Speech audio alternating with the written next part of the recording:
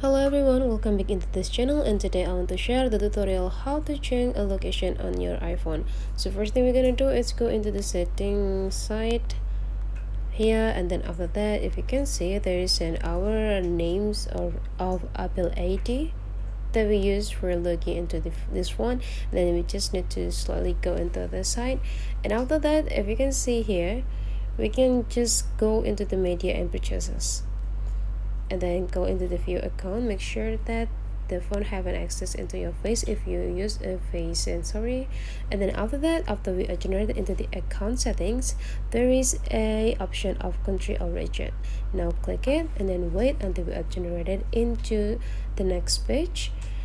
Now before you change it, make sure that you read it the information carefully. After you finish, just go into change country or region.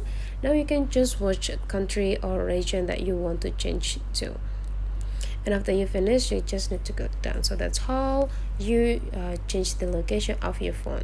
So that's all for today's tutorials, guys. If you find this video quite useful for you, don't forget to leave some comment, like, and subscribe into this channel.